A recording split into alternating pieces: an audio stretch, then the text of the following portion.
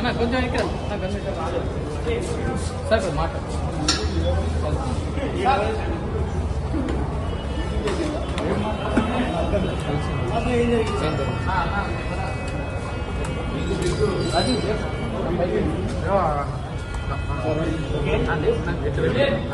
Assembly parliament విషయంలో ఓట్లు తేడా ఎంత,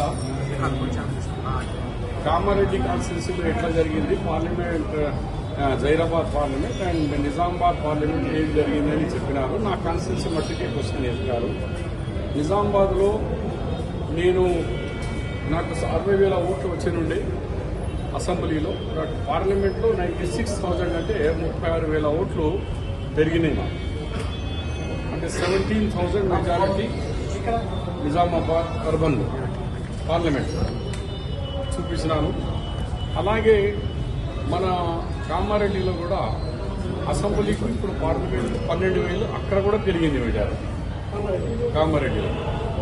2 కాన్స్టిట్యున్సీలో కూడా నేను రెండు చూస్తున్నాను. ఎందుకంటే మన గౌరవ ముఖ్యమంత్రి గారు ముఖ్యమంత్రి అయిపోయినారు కాబట్టి కామారెడ్డి నా పాతది, నా జన్మించిన కాన్స్టిట్యున్సీ, దాంట్లో 12,000 వచ్చినాయి. నిజామాబాద్ ప్రాపర్లో 17,000, అర్బన్ నిజామాబాద్లో 17,000 మెజార్టీ వచ్చింది. టోటల్గా మరి చూస్తే మన గతంకి ఇప్పటికి అసెంబ్లీ పార్లమెంట్కు 36,000 ఓట్స్ పెరిగినాయి. ఇక్కడ 12,000 ఓట్లు ఇక్కడ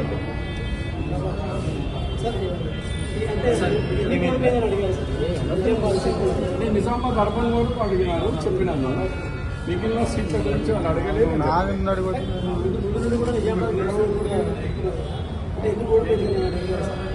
మా దగ్గర నిజామాబాద్లో హోటల్లో అందరికీ తెలిసిందే. ఈసారి కామన్గా ఒక 1 డే బిఫోర్ వరకు తెలియదు. కామన్గా నేనున్నాను. ఫోన్లు వచ్చినాయి, అన్నా బీఆర్ఎస్ వాళ్ళంతా లేచి వెళ్ళిపోతున్నారు, టీఆర్ఎస్ బీజేపీకి ఓటు ఏమంటారు, బీజేపీ ఫోన్లు వచ్చినాయి. చాలా ఇంపార్టెంట్ నాయకులతో మాట్లాడినా వాళ్ళు కూడా అదే అంటున్నారు. అంటే జస్ట్ 9 o'clock వరకు కూడా మాకు తెలియలేదు. మార్నింగ్ 9 నుంచి బూత్లో నుంచి స్టార్ట్ అయిపోయింది. లేదు మనం గెలుస్తలేము, మా బీజేపీ కొట్టండి, బీజేపీ అట్లనే నిజామాబాద్లో కూడా సేమ్ సిచ్యువేషన్ అరైజ్ అయింది. బీఆర్ఎస్ 40,000 ఓటు తీసుకున్నది. నిజామాబాద్ ధర్మంలో 20,000 వచ్చినారు. కామారెడ్డిలో కేసీఆర్ గారు 66,000 తీసుకున్నారు. ఇప్పుడు పార్లమెంట్కి వచ్చి 20,000 వచ్చినారు. పోచారం గారు బాన్స్వాడలో అంటే జహీరాబాద్ పార్లమెంట్లో ఆయనకు 27,000 లీడింగ్తో గెలిచిన వ్యక్తి. దాదాపు 70,000 ఓట్లు వచ్చినాయి. ఇప్పుడు వచ్చే వరకు ఓన్లీ 18,000 ఓట్లు వచ్చినాయి. ఎంత తేడా అయిపోతుంది, 50,000 డిఫరెన్స్ అయిపోయింది వాళ్ళకి. అంటే అసెంబ్లీకు పార్లమెంట్కు ఏంటి 50,000 ఓట్లు ఎక్కడ పోయినాయి, టోటల్ బీఆర్ఎస్కి పోయినాయి. మాకు జస్ట్ కొన్ని 10% ఓట్లు మాకు కన్వర్ట్ అయింది. మా ఓట్లు మాకు వచ్చింది, మా మీద కొద్దిగా పెరిగినాయి మేము. కానీ అక్కడ మాత్రం టోటల్ కన్వర్షన్ అయిపోయింది. మన బీఆర్ఎస్ నుంచి బీజేపీ 60,000-70,000 ఓట్లు వచ్చిన వాళ్ళు 15,000-20,000 వచ్చినారంటే 50,000 ఓట్స్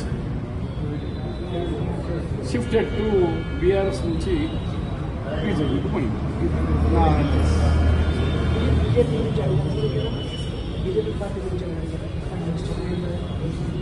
ఇక మనకు అందరికీ తెలిసే వాళ్ళిద్దరూ మొత్తం రేవంత్ రెడ్డి గారు 6 months నుంచి చెప్తున్నారు, ఇది BRS and Bharatiya Janata party A party B party కలిసిపోయినారు.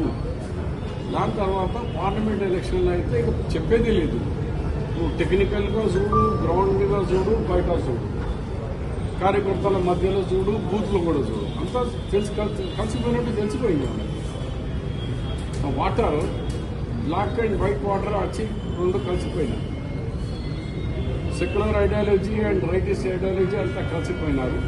కేవలం ఆయన కూతురు కవిత గెలిపించినందుకు, లేకుంటే ఆయన పార్టీ మునుగడ సైజులో కాంగ్రెస్ పార్టీ గెలవద్దు, బీజేపీ గెలిచినా పర్వాలేదు అని కేసీఆర్ ఆయన కుటుంబం మరి ఏ లెవెల్కి పోయింది. కానీ 1 day బిఫోర్ పోలింగ్ 1 day ముందు అగ్రిమెంట్స్ అయిపోయింది.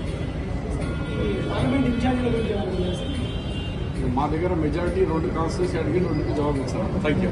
సార్ పార్టీ ఫిరాయింపుల మీద మేము అసలు ఎమ్మెల్యేలు ఒక్కొక్కరిని చేర్చుకోలేదు, ఎల్పీ మొత్తాన్ని విలీనం చేస్తున్నాం, కాంగ్రెస్ మాత్రం ఫిరాయింపుల్ని ప్రోత్సహిస్తుంది అని చెప్తున్నారు కేటీఆర్ కు నేను ఛాలెంజ్ చేస్తున్నా. నేను నీకంటే సీనియర్ లీడర్, మీ నాయన కంటే సీనియర్ మంత్రి. మీ నాయన 88లో 98లో మంత్రి అయినారు, నేను 89లో మంత్రి అయినా. మీ నాయన కంటే సీనియర్ని. మన పార్లమెంట్లో నాకు అసెంబ్లీలో నాకంటే 5 సంవత్సరాలు సీనియర్ కేసీఆర్. 85లో నేను 89లో ఎలక్ట్ అయినా. బట్ మినిస్ట్రీలో ఆయన కంటే సీనియర్ని. నేను నీకు ఛాలెంజ్ చేస్తున్నా, డేట్ వైడ్గా ఇస్తా. దానికి నేను నా ఛాలెంజ్ని యాక్సెప్ట్ చేసుకుని రా. ఇవాళ కూడా కొన్ని డేట్స్ చెప్తా. కేవలం నువ్వు ఫస్ట్ టర్మ్లో 2 జూన్ ఓట్ తీసుకొచ్చినాక 2 గంటలకే 2 వికెట్లు పడిపోయినాయి. ఇంద్రకాంత్ రెడ్డి అండ్ కోనే రంగారావు ఇద్దరు అదే దినం తీసుకున్నారు. దాని తర్వాత సీరియల్గా మా కాంగ్రెస్ ఫస్ట్ వికెట్ పోయింది మధోల్ ఎమ్మెల్యే విఠల్ రెడ్డి ఆయనక ఇట్లా మొత్తం ఆయనకు ఓటు తిప్పించినారు. మన సికింద్రాబాద్ ఎమ్మెల్యే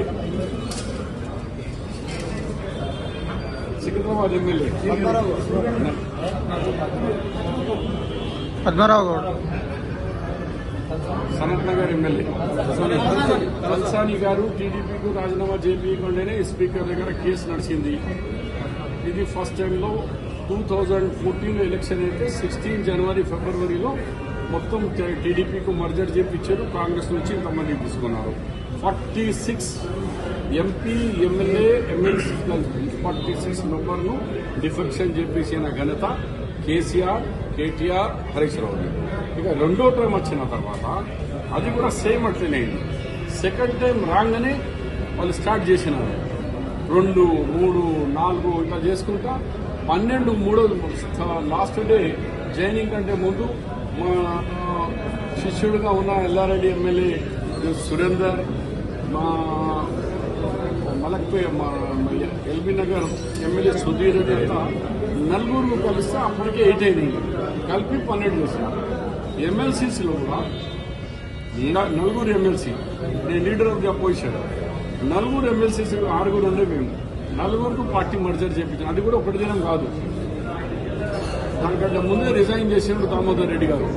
ఆయన రిజైనేషన్ అక్సెప్ట్ చేసి అట్లనే ఆపిపెట్టిండు. అట్లా కలిపి చేసినారు.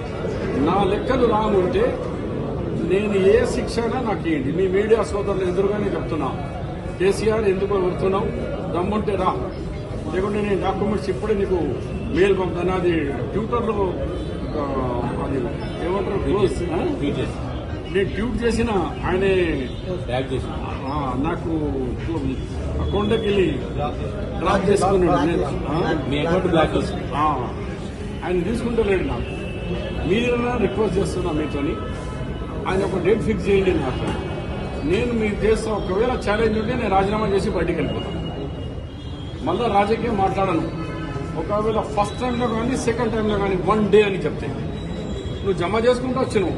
ఇట్లా డేట్ వైజ్ చెప్తా. డేట్ వైజ్ ఇచ్చినాక తోపు చేసుకున్నావు. 12 కాగానే స్పీకర్ దగ్గర పోయావు. అట్లా ఎమ్మెల్సీ అంతే, ఒక్క దినం కాలేని ఆడనే జమ చేసుకున్నావు. ఆడ కూడా అది రుజువు చేయకుంటే నేను రాజకీయం నుంచి వెళ్ళిపోతాను. మరి నువ్వేం చేస్తావు, నీకే వదిలేస్తున్నా. కానీ నోరు బంద్ చేయి. నెక్స్ట్ టైం నోరు చేసి పెట్టినావా మరి నువ్వు బాగుండదు.